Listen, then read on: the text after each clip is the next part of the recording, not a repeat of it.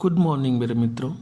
जैसा कि हम लोग जानते हैं, बीपीएससी शिक्षक बहाली में बीपीएससी के द्वारा विशेष तौर पर एससीईआरटी बुक्स को फॉलो करने का निर्देश दिया गया है। तो मैं हाजिर हूं आप लोगों के बीच SCERT Bihar audio book series लेकर। दोस्तों, आप जब ये ऑडियो बुक सीरीज सुन रहे हों तो कुछ जो ज़रूरी के पॉइंट्स हों वो कहीं हो सके तो नोट भी करते जाएं। चलिए अब हम पढ़ते हैं अध्याय 13 पानी और हम। पर्यावरण अध्ययन की कक्षा में शिक्षक बच्चों को पानी के बारे में पढ़ा रहे थे। उन्होंने बच्चों से पूछा कि उनके घर में दैनिक जीवन के इस्तेमाल के लिए पानी कहाँ से आता है।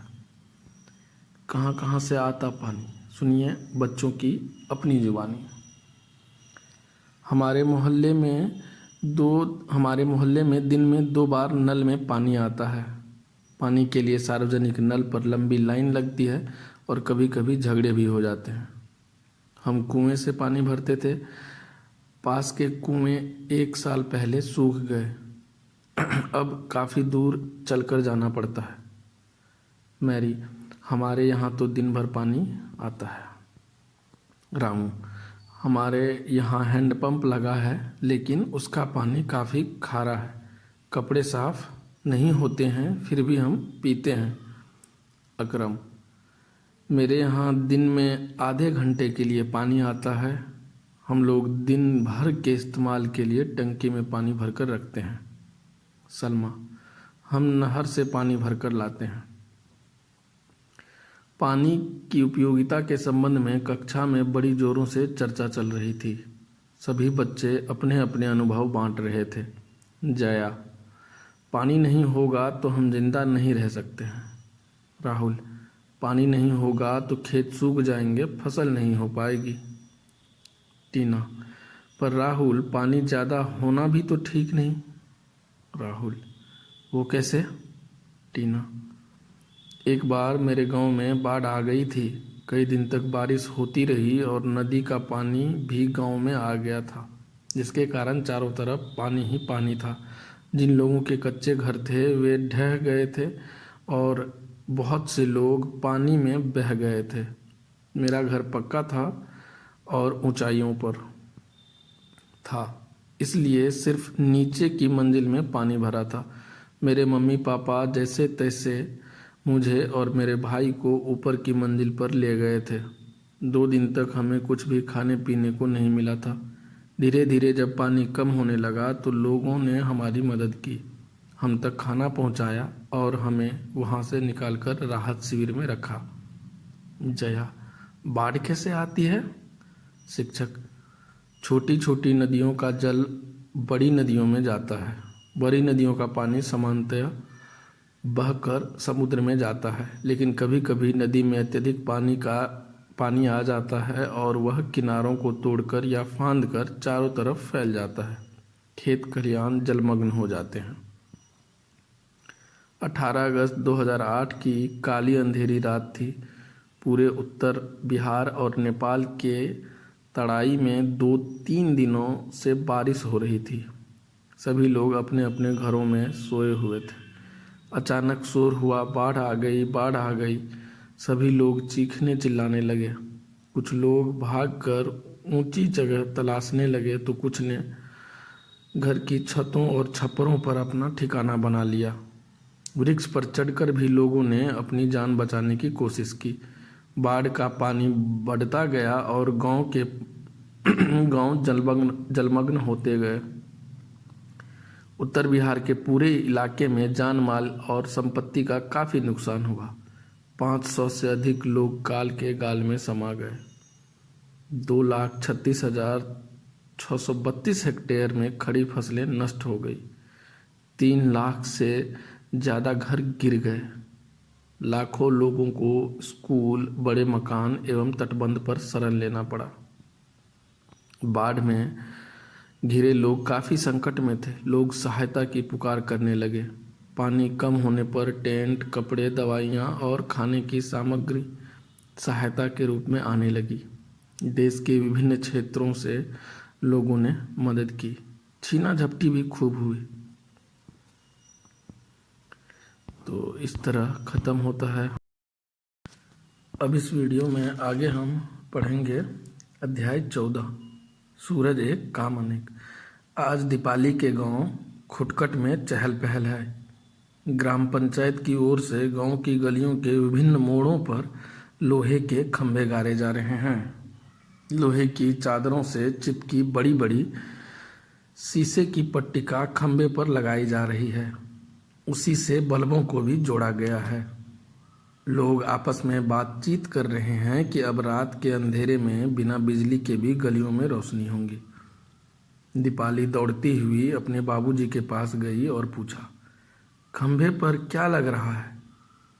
बाबूजी ने बताया, जो पट्टिका लग रही हैं उन्हें सौर पट्टिका कहा जाता है। दीपाली, ये सौर पट्टिका क्या होती है? बाबूजी, यह तो ठीक से मुझे भी नहीं पता, लेकिन इस पर दिन में सूरज की रोशनी पड़ती है तो रात को इससे बल्ब जल उठता है। दीपाली, दिन में सूरज हमारे कितने काम आता है, और अब रात को भी। दीपाली खुशी से झूमते हुए सबको बता रही थी कि रात को सौर पट्टिका से बल्ब जलेगा। तभी हबीब चाचा ने उसे बुलाया और अपने घर की छत पर ले गए। छत पर एक चकोर डब्बा रखा हुआ था जो अंदर से काला था और उसके ढक्कन पर शीशा लगा हुआ था। शीशे से प्रकाश डब्बे के काले हिस्से के तरफ पड़ रहा था। भला यह क्या है? दीपाली ने पूछा। हबीब चाचा ने बताया कि यह एक सौर कुकर है। इससे हमारे घर में रोज दाल चावल बनता है। सूर्य के ताप से इसमें खाना पक जाता है। दीपाली, पर यहाँ तो सूर्य का प्रकाश ही पड़ रहा है। हबीब चाचा, सूर्य का प्रकाश तो है ही, मगर ताप से ही तो खाना पकेगा। सूरज के ताप और प्रकाश में बहुत शक्ति है ना चाचा जी? दीपाली ने पूछा। हबीब चाचा, हाँ बेटे, सूरज की इस शक्ति को हम कई तरह से प्रयोग में लाते हैं। इसे सौर ऊर्जा कहा जाता है। दीपाली को अब नया शब्द मिल गया, ऊर्जा। सूरज की ताप ऊर्जा और सूरज की प्रकाश ऊर्जा। कहते हुए वह अपने घर के तरफ चल दी। घर पहुंचकर बाबूजी को सौर कुकर के बारे में बताया। बाबूजी, क्यों ना हमारे घर में भी ऐसा कुकर लाया जाए। दीपाली ने हबीब चाचा के यहाँ देखा था कि सौर कुकर की दीवारों और पेंदी काले रंग से पुती हुई है। इसका ऊपरी ढक्कन पारदर्शी कांच का होता है। इसमें लगा दर्पण प्रकाश की किरणों को अंदर रखी खाने के चीज़ों पर डालता है। इसके अंदर रखे एल्युमिनियम के डब्बे में रखा खाना पक जाता है। उसे समझ में नहीं आ रहा था कि दीवारों की पेंदी को काला क्यों किया गया है। आइए कुछ करके देखिए। 2 एक समान स्टील या एल्युमिनियम की प्लेट लीजिए। एक को सफ़ेद रंग के कागज़ व दूसरे को काले रंग के कागज़ से ढक दीजिए। अब धूप में 10 मिनट के लिए दोनों को रख दीजिए। 10 मिनट बाद देखिए कि कौन सी प्लेट ज़्यादा गर्म हुई। सफ़ेद कागज़ की जगह और भी रंग के कागज़ का प्रयोग लेकर दोहराइए। परियोजना वर्क। सौर कुकर के चित्र को देखकर निम्न सामग्रियों में से एक मॉडल बनाइए। सामग्री: जूते का डब्बा, काले रंग का कागज़, सिल्वर पेपर, प्लास्टिक, 4 छोटे छोटे एक आकार के डब्बे, प्लास्टिक किट, कैंची चिपकाने के लिए टेप। इस तरह ख़त्म होता है हमारा अध्याय 14। अब हम आगे इस वीडियो में पढ़ेंगे अध्याय 15, हमारा जंगल। कल हम वाल्मीकि अभयारण्य जाएंगे। इसके लिए गुरुजी ने हमें कुछ तैयारियां करने को कहा है। हम सब ने खाने की सामग्री, झोला, पेंसिल, खाली कागज़, रबर, कैंची, रस्सी, रुई, डिटॉल आदि की सूची बना ली है। सभी को अलग अलग सामान लाने की जिम्मेवारी दी गई है। अगले दिन सवेरे ही हम अभयारण्य के लिए रवाना हो गए। सभी ने बस में बहुत मज़े किए। बस में गुरुजी ने बताया कि हम अभी वाल्मीकि राष्ट्रीय उद्यान, जो एक वन्य जीव अभयारण्य है, देखने जा रहे हैं। यहाँ मुख्य रूप से बाघ का संरक्षण किया गया है। अभयारण्य जंगल का वह हिस्सा है जहाँ जंगली जानवर बिना किसी खतरे के खुले घूम सकते हैं। हम उन्हें कोई नुकसान नहीं पहुँचाते हुए इसकी सैर भी कर सकते हैं। अभ्यारण्य पहुंचकर गुरुजी ने हम सभी को गंदगी न फैलाने तथा जानवरों को परेशान नहीं करने के बारे में समझाया। इसके बाद हम सभी छोटी छोटी गाड़ियों में बैठकर अभ्यारण्य घूमने लगे। हमने साल, शीशम, खैर, सेलम, जामुन आदि के पेड़ देखे। अचानक गाड़ी रुक गई। हमने देखा कि बहुत सारे हिरन एक साथ पानी पी रहे थे। सबको बहुत अच्छा लगा। कुछ बच्चों ने तो उसकी तस्वीर भी ली। अचानक हिरन के झुंड में हलचल हुई। गाड़ी के ड्राइवर ने हमें शांत रहने का इशारा किया। थोड़ी देर बाद का नज़ारा तो आश्चर्यचकित करने वाला था। हमने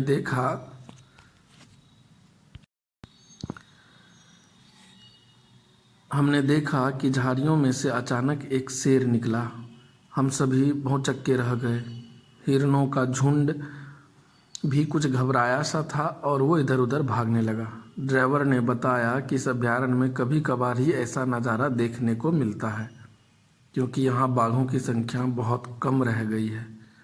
थोड़ी ही देर बाद हम वहाँ से आगे बढ़े और जंगल में एक ऐसी जगह जाकर रुके जहाँ खुला मैदान था। वहीं बैठकर गुरुजी से बातें करने लगे। हमने उनसे जंगल के बारे में बहुत कुछ जाना। वहाँ से हमने कुछ पेड़ पौधों की पत्तियाँ, फूल इकट्ठे किए और गुरुजी से उनके बारे में प्रश्न पूछकर उनके बारे में जाना। लौटते समय भी हमने बहुत सारे जानवर देखे, जैसे बंदर, खरगोश, सांप, लोमड़ी, अजगर। अगले दिन कक्षा में जो बच्चे अभ्यारण्य घूमने के लिए नहीं जा पाए थे, उनमें क्या क्या हुआ जानने की बड़ी उत्सुकता थी। सीमा ने पूछा, तुम सबने कल वहाँ क्या देखा? चीनू ने बताया कि जैसे ही हम वहाँ पहुँचे हमने जंगल देखा। उसके अंदर जाने पर हमने एक बाघ और हिरन के झुंड को आमने सामने देखा। सीमा, जंगल क्या है? क्या यह हमारे आम के बगीचे जैसा होता है? तभी गुरुजी बोले, नहीं, जंगल में अलग अलग तरह के पेड़ पौधे और तरह तरह के जीव जंतु होते हैं। छुई मुई ने बताया, हम तो जंगल के पास ही रहते हैं। सुबह सुबह हम जंगल जाते हैं और वहाँ से जलावन और कभी कभी जामुन और शहद भी लाते हैं। राहुल, लेकिन मेरे पिताजी ने बताया कि जंगल खत्म हो रहे हैं और उनमें रहने वाले जानवरों की संख्या भी तेजी से घट रही है, अतः जंगल से कुछ भी लाना अपराध है। ऐसा करते हुए पकड़े जाने पर सज़ा भी मिलती है। अब है धरहरा की परंपरा हेडिंग, उसके अंदर मैं पढ़ता हूँ। सुनो कहानी धरहरा की परंपरा की, जिसने देश और दुनिया की निगाह को अपनी ओर खींचा है। भागलपुर जिले के नवगछिया प्रखंड में बसे एक छोटे से गांव ने पर्यावरण के प्रति संवेदनशीलता एवं बालिकाओं की सामाजिक महत्ता स्थापित करने में अद्भुत मिसाल कायम की है। एक ऐसा समाज जो बेटे के जन्म को प्राथमिकता देता है और बेटियों के जन्म पर अफसोस करता है, वैसे समाज में धरहरा के लोगों ने बेटियों के महत्व को समझते हुए नई परंपरा की शुरुआत की। उन्होंने बेटियों के जन्म को पर्यावरण संरक्षण का अवसर माना और इसे उत्सव का रूप दिया। धरहरा गांव में जब भी किसी के घर बेटी जन्म लेती है तो वे न केवल खुशी से भर उठते हैं, बल्कि इस शुभ अवसर पर किसी विशेष स्थान पर कम से कम 10 पौधे लगाते हैं। अपनी बेटी और लगाए हुए वृक्ष को वे बड़े स्नेह से सहेजते हैं। इससे बेटी और वृक्ष दोनों का एक साथ विकास होता है। जिस तरह से बेटियां सामाजिक बदलाव का माध्यम बनती हैं, स्वस्थ समाज की रचना में सहायक होती हैं, उसी तरह से वृक्ष विलुप्त होते जंगल को बचाने और बढ़ाने में सहायक होते हैं। इस प्रकार बेटियां और वृक्ष दोनों समाज और परिवार के समृद्धि का वाहक बनते हैं। धरहरा की इस परंपरा से प्रभावित होकर लोग आज बेटी और वृक्ष दोनों के संरक्षण के प्रति संवेदनशील हुए हैं। इतना ही नहीं, बिहार के मुख्यमंत्री भी इस परंपरा से प्रभावित हो उसे प्रोत्साहन देने धरहरा गए। सचमुच धरहरा ने जो परंपरा शुरू की है उसे हम सभी अपनाएं तो हमारा पर्यावरण और समाज दोनों सशक्त होंगे। आइए हम सब संकल्प लें कि हम भी पर्यावरण और हम भी और वृक्ष लगाएंगे, अपने गांव को धरहरा जैसा बनाएंगे। तो इस तरह समाप्त होता है हमारा अध्याय 15। अब इस वीडियो में जो अगला चैप्टर हम लोग पढ़ने जा रहे हैं वो है 21वां, लक्की जब बीमार पड़ा।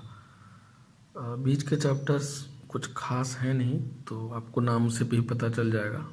जैसे 16वां चैप्टर है चलो सर्वे करें, 17वां है रामू काका की दुकान, 18वां है आवास जिसमें शहर और गांव के आवास के बारे में चर्चा किया गया है। उसके बाद है तरह तरह के व्यवसाय, और 20वां है रायपुर वाले चाचा की शादी। तो अब मैं लक्की जब बीमार पड़ा जो कि 21वां अध्याय है वो पढ़ता हूँ। लक्की कई दिनों के बाद आज स्कूल आया। शिफा उसे देखकर बोली, लक्की क्या बात है, तुम बहुत दुबले पतले कमज़ोर लग रहे हो। लक्की ने बताया कि उसे मलेरिया हो गया था। आदिल और उसके अन्य साथियों को यह समझ में नहीं आया कि यह मलेरिया क्या होता है। सभी ने सोचा क्यों न चलकर गुरुजी से पूछा जाए। शिफा ने अपने गुरुजी से पूछा, गुरुजी मलेरिया क्या है और कैसे पता चलता है कि किसी को मलेरिया हो गया है। गुरुजी क्यों ना पहले हम लोग लक्की से ही पूछें कि उसे कैसे पता चला। लक्की ने बताया, शुरू में मुझे ठंड लगी और कपकपी आई, सिर दर्द भी हुआ, फिर तेज बुखार चढ़ा, कुछ समय के बाद पसीना आया और बुखार कम हो गया। गुरुजी लक्की इस तरह के लक्षण तो कुछ अन्य बीमारियों के भी हो सकते हैं, फिर तुम्हें कैसे पता चला कि तुम्हें मलेरिया हुआ है। लक्की मेरी माँ जब मुझे डॉक्टर के पास ले गई तब डॉक्टर ने बताया कि इन लक्षणों से मलेरिया की आशंका लगती है और अभी मेरे पास मलेरिया के कई मरीज भी आ रहे हैं। इसके खून की जांच के बाद ही हम किसी नतीजे पर पहुंच पाएंगे। मेरे खून की जांच की गई। जांच के बाद डॉक्टर ने बताया कि मुझे मलेरिया हो गया है। यह एक संक्रामक रोग है, दवा खाने पर ठीक हो जाएगा। मैंने नियमित रूप से दवा खाई, तब जाकर ठीक हुआ। सोनी गुरुजी संक्रामक रोग क्या होता है।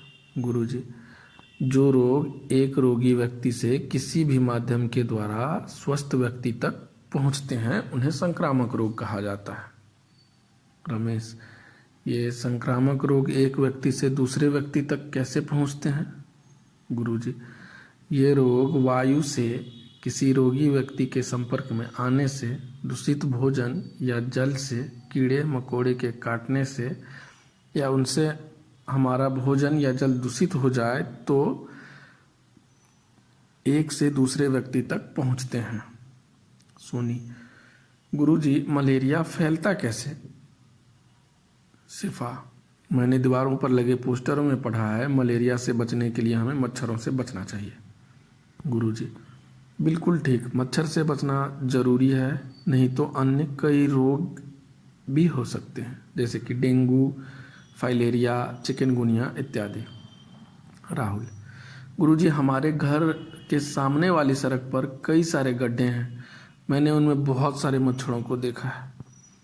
रवि इसका मतलब है मच्छरों से फैलने वाले रोग से बचने के लिए हमें यह ध्यान रखना चाहिए कि पानी ज़्यादा दिनों तक जमा न हो। सोने के समय मच्छरदानी का प्रयोग भी किया जाना चाहिए। शिक्षक साथ ही मच्छरदानी का प्रयोग करना चाहिए। धुआं करके मच्छर भगाने से या जहां पानी जमा हो वहां मिट्टी का तेल डालने से मच्छरों के फैलने वाले अन्य बीमारियों से भी बचा जा सकता है। नेहा अच्छा, जिस तरह से पानी को एक जगह इकट्ठा होने से रोककर मच्छरों से बचा जा सकता है, क्या अन्य रोगों से बचने का कोई उपाय है। गुरुजी हाँ नेहा, हर रोग से बचने के लिए ताज़ा भोजन करना व उबला पानी पीना जरूरी है। साथ ही अपने घर एवं पास पड़ोस की स्वच्छता का भी ध्यान रखना जरूरी है। इससे डायरिया, कॉलेरा, खांसी, खुजली आदि संक्रामक रोग से बचा जा सकता है। तो इस तरह ये जो आखिरी अध्याय था 21वां, ये ख़त्म होता है। अब हम अगले वीडियोस में चैप्टर क्लास 6 की किताबों को पढ़ेंगे। आशा करता हूँ कि जो ज़रूरी पॉइंट्स होंगे इस ऑडियो सीरीज़ में वो सब आप नोट डाउन कर रहे होंगे और ये आपको काफ़ी मददगार भी लग रहा होगा। दोस्तों, अगर मेरा प्रयास आप लोगों को उपयोगी लग रहा तो प्लीज़ हमारे चैनल को सब्सक्राइब करें ताकि आने वाले वीडियोज़ की नोटिफिकेशन आपको मिलती रहे।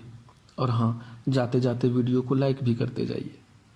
तो फिर मिलते हैं इस सीरीज़ के अगले भाग में। तब तक खुश रहिए, मस्त रहिए। जय हिंद।